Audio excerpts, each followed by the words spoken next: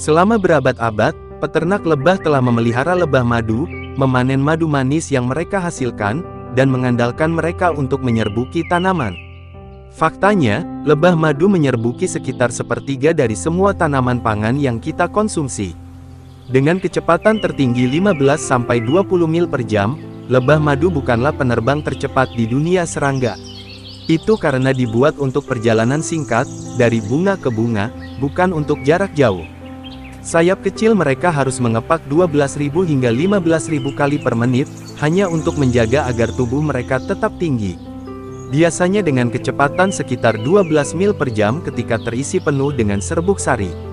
Di dunia terdapat sekitar 20.000 spesies lebah yang tersebar di setiap benua, kecuali Antartika.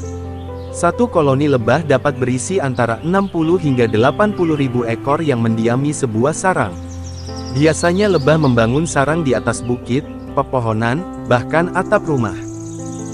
Dan mereka membangun sarang dengan bahan perekat dari getah pohon, atau lilin, yang diproduksi oleh kelenjar lebah betina muda, yang terdapat dalam tubuhnya. Lilin ini menciptakan struktur seperti sisir di mana larva serta pupa dapat tinggal di dalamnya. Koloni lebah memiliki pengaturan sosial yang cukup kompleks, yang terbagi dalam 3 kelas yang berbeda, di mana masing-masing dari semua individu lebah memiliki peran penting untuk kesejahteraan koloninya. 3 kelas tersebut terdiri dari lebah ratu, yang berjenis kelamin betina. Lebah ratu bertanggung jawab dalam reproduksi dalam koloni lebah madu. Dengan demikian ia adalah induk dari hampir semua lebah yang terdapat dalam koloni. Ratu lebah merupakan satu-satunya lebah dalam koloni yang melakukan proses perkawinan. Perkawinan dilakukan dengan cara terbang tinggi, di mana pejantan yang bisa mengejarnya akan melakukan perkawinan dengan sang ratu. Saat perkawinan, testis lebah jantan akan lepas dan tertanam pada ovarium lebah ratu. Hal tersebut akan menyebabkan kematian lebah jantan begitu perkawinan telah usai. Ratu lebah memiliki warna hitam kecoklatan, dengan ukuran tubuh lebih besar, dan 1,5 lebih panjang dari ukuran lebah pekerja. Dalam satu koloni hanya terdapat 1 ekor ratu lebah, yang memiliki tugas reproduksi, sekaligus memandu semua kegiatan lebah jantan, serta lebah betina. Ratu lebah dapat bertelur lebih dari 2.000 butir telur setiap hari, dan dapat hidup antara 2 hingga 7 tahun. Di mana kasta lebah pada umumnya hanya berusia antara 4 hingga 6 bulan. Demikian ini karena ratu lebah mengonsumsi susu lebah, atau royal jelly sepanjang hidupnya. Sementara kasta lebah lain hanya memakan serbuk sari, nektar, serta madu. Lebah ratu tidak dilahirkan sebagai ratu, pada mulanya mereka menetas sebagai larva lebah biasa. Ketika lebah ratu telah mati, lebah pekerja akan mencari larva sehat berusia sekitar 3 hari, dan menempatkannya dalam sel khusus yang disebut sebagai sel ratu. Di tempat ini larva yang telah dipilih hanya akan memakan royal jelly sampai mereka siap untuk kawin dengan lebah jantan.